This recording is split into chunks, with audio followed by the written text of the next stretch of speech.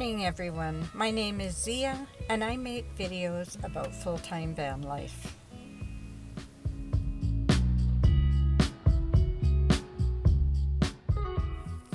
Charlie and I arrived after dark to Skooliepalooza, and it was quite a trip, and I mean that literally.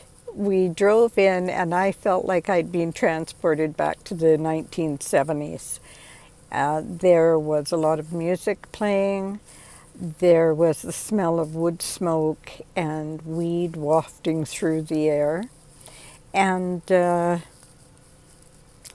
were people walking around barefoot, like dreadlocks, bohemian dresses and skirts. I felt like I was in a time warp. It was really pretty cool. And a lot of the music that was playing was live music, several different venues. There was so much going on, but I didn't get to see any of it that night. And in actual fact, I arrived there quite a few days after Skooliepalooza had started, and ended up leaving before it was over because I had to get back for the interview with Bob Wells.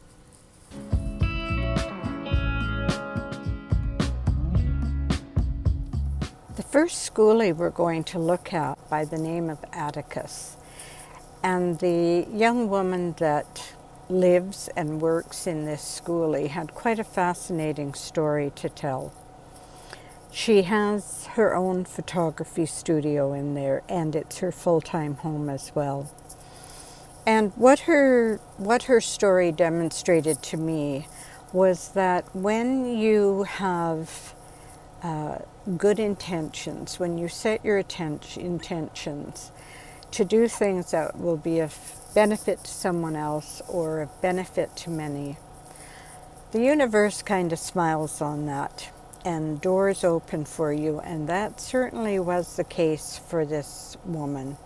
I found her story quite inspiring, and so you're going to hear a little bit of the interview with her and see a bit of the inside. It was a little difficult to shoot because there were 2, 4, 5 of us in there, and so it was hard to maneuver and get around, but I did the best I could. So here is the story of the woman in Atticus.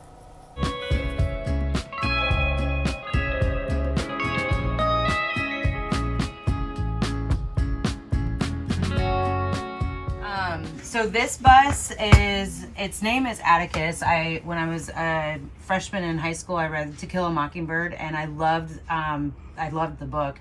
And just what it teaches us is to be kind to each other and to seek out, people who might be different, and also injustice and everything else. And there's a line in the book that says, you never really know somebody till you walk a mile in their shoes, till you crawl under their skin. And the only way we can really get to know people is through conversation. So just walking by somebody, everybody has a story. And if we just took the time to get to know people, we would know that we're a lot more connected than we are different. So the mission statement is celebrating the resilience of the human spirit through the power of conversation and photography. And the vision is that everybody has a chance to feel seen, heard, valued, and loved.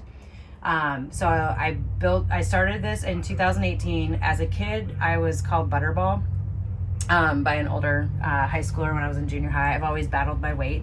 And then when I got into my late 20s, I got divorced, so I dropped 160 pounds immediately. And then after that, I worked out and I lost a whole bunch of weight, and I got really buff, and a guy was like, "Oh, you're starting to look like the Hulk, you should stop working out." And I flipped him off and I said, "Whatever, it's beautiful strength." And I got it tattooed on my arms. I was doing boxing at the time, and I was like, this also, it holds up the camera, and it tells people they're beautiful at the same time. So 7 years later, I've been doing photography for a really long time. I wanted to do something that was a movement, something that was positive, and something that highlighted people as a whole. And I was like, oh, I want to do a body positivity shoot. I'm going to have everybody in their underwear, and it's going to be black and white. And, 2018 was a very big year for like Me Too, women empowerment. We started seeing multiple sizes in ads like Old Navy and Target and stuff like that. And I was like, oh, I want to be part of that. But then I started thinking, I'm like, well, that's only one part of who I am. And if I'm only highlighting my body, that's not celebrating people. That's just saying, let's put the eye focus on your body now. And so I was like, nope, it's going to be a celebration of humanity as a whole. Everybody sits in the same chair. Actually, it's the same stool that I've used forever. And then I take the picture, I send it to an iPad, and then you write your story around you on your iPad.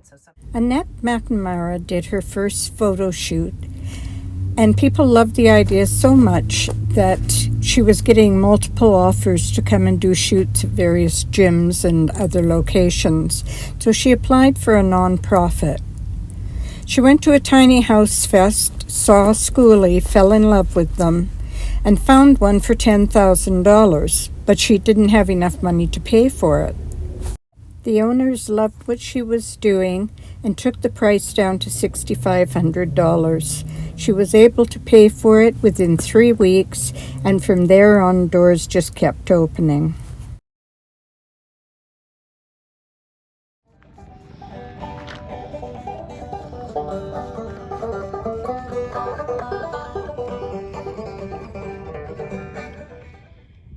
Charlie and I are just about to share a jar of freshly made watermelon juice. He loves watermelon.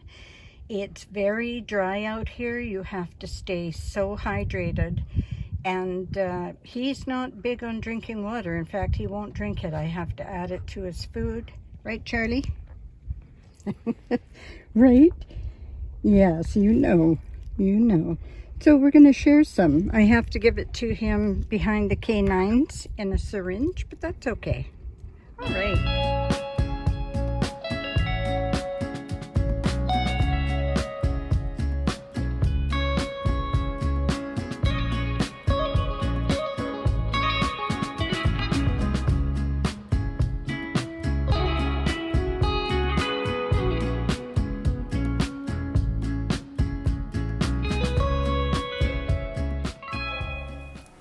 This next schoolie is actually one that I got a little bit of footage on when I was at the WRTR at the Show and Tell open house.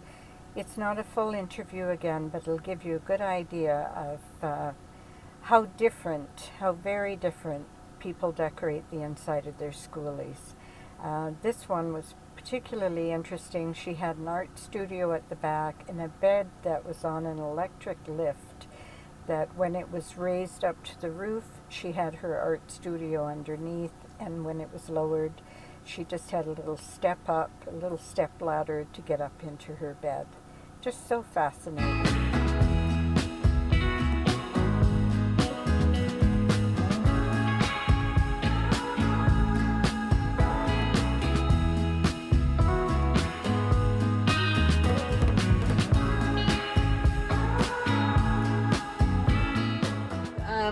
One seat, and then it still had the wheelchair lift, and I ripped everything out and did the whole thing myself. What do you call this bus? Is it a bus? It's a shuttle bus. A shuttle bus? Mm-hmm. These shuttle buses have more space than, it's really wild. Yeah.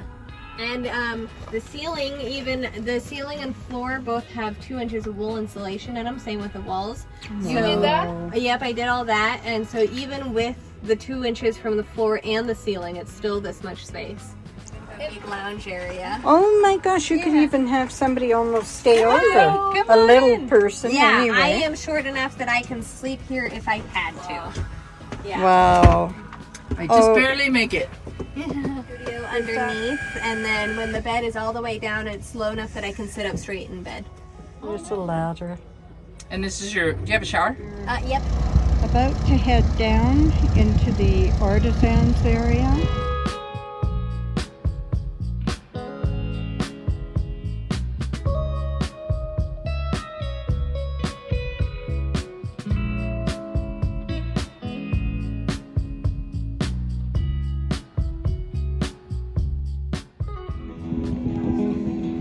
On a warm summer's evening, on the train bound for Dover, I met up with a gambler. We were both too tired to swim.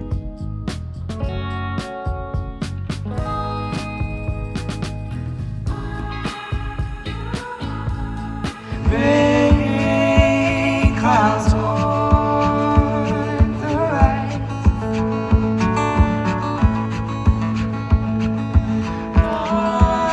Lovers passing by.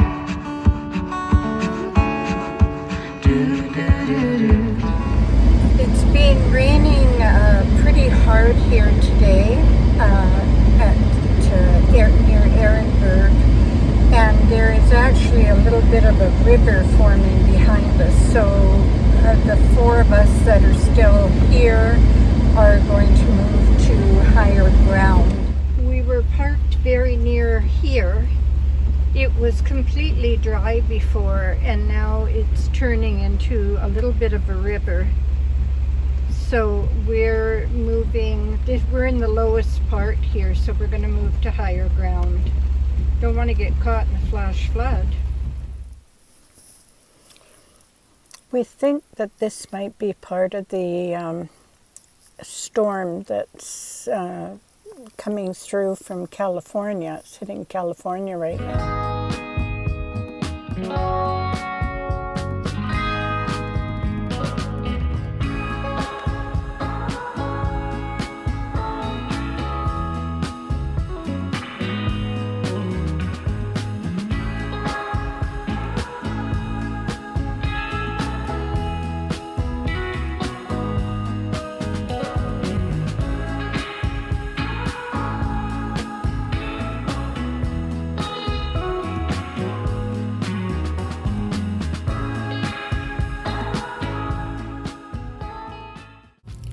The ground here was literally covered with large pieces of quartz. I'm sure my van is quite a bit heavier now, because every time I turned around I'd see a piece more beautiful than the one I'd already picked up.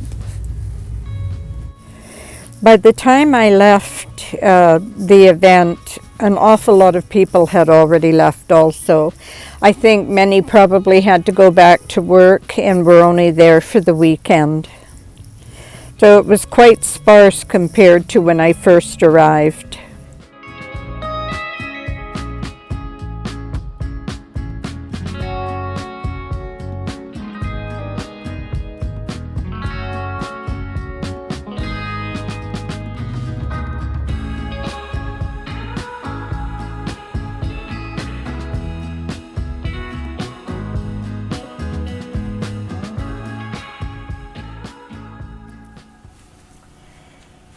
Even though I didn't get to spend as much time or do as much as I wanted to at the Skooliepalooza, it was quite an experience. There was such a mix of types of people there. There were families with children, there were older couples, there were a lot of schoolies, but there were regular vans and campers there as well. And there were different segments, so when you registered to this non-event or un-event, you could ask to be in a quiet area, family area. You could ask to be in a music area. You could ask to be in the wellness area. And there were so many different activities there. There were yoga classes, or not even classes. There was yoga multiple times a day, meditation, massage. There was somebody there doing tattoos. And an awful lot of those things were free. You just went and took part. You could go and join the meditations. You could go and join the yoga. I think they probably charged for massage and certainly for tattoos. Then there was an artisan area. There was a man making drums. There was jewelry and just so much to look at, to see and to do. I ended up not doing the meditation or the yoga that I wanted to go to because Charlie was not didn't seem to be 100% himself. And I didn't want to leave him alone in the van because sometimes there was quite a bit of noise. And I didn't want to take him with me, and I couldn't take him with me to yoga or to meditation. The day that I had planned to go down and look at all the artisan stalls with all the goods for sale in them was the day that it rained, and we ended up having to move to higher ground. So I didn't get to do that either, which was really disappointing. I think I'm going to have to come back again. I thought this would be a one-time trip to the WRTR and the RTR. But after meeting the community that I've met, and seeing how I missed out on the last few days of the RTR and on some of the Skooliepalooza events, I think I may have to come back again. Plus, I've made such good friends down here. If they're going to come back next year, I probably will try and head down too. One of the reasons I want to go back to Skooliepalooza again is because I have heard, and I didn't get to see it, my friend saw a large school bus converted. The woman who sold goods in it, I believe. And on her roof she had a vintage clawfoot tub. Would I have loved to have had video shots of that for you? Maybe next year. There was also a lady who arrived with her farm. Yes, with her farm. She had chickens, ducks, a pygmy goat, a dog, and I think she had a pygmy baby rabbit as well. Her chickens she kept, there was like an outside hen house attached to the back of her vehicle, and she sold her eggs to people. The creative ways that people create community and earn an income and travel to various places is so fascinating. And I really, really do want to be able to interview a lot more of these people. Such a wide range, and yeah, very, very fascinating. There were, I heard, at the end of Skooliepalooza, there were some complaints because the one area that was sort of a party area got a little bit too loud, a little bit, music going until the wee hours of the morning, and even fireworks being let off in the early. I got woken up a few times by some of that. And that's not what the event is typically about. It's about kindness and community and wellness, and it's not particularly a party haven. Having said that, there were some lovely people there, some lovely young people selling their goods, their handmade leather items and jewelry, and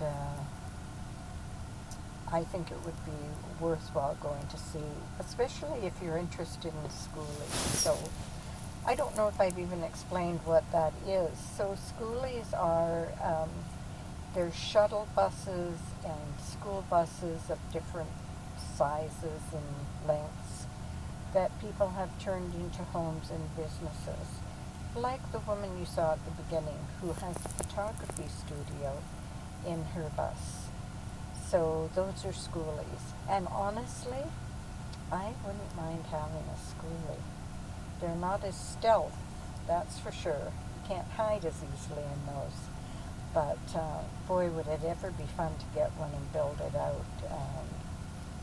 They feel so spacious. And then of course they've got windows all the way around. So I think Charlie would like a little more room, like you get in a schoolie.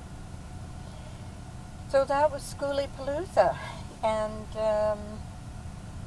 we'll be heading back to Quartzsite now, a few days before I have my interview on cheap RV living with Bob Wells, which I'm really looking forward to and a little nervous about too. So as always, wherever you are in the world that seems to be getting more and more bright and beautiful to me every day, I hope you're just having a wonderful day, a really wonderful day. And I'll say bye-bye for now.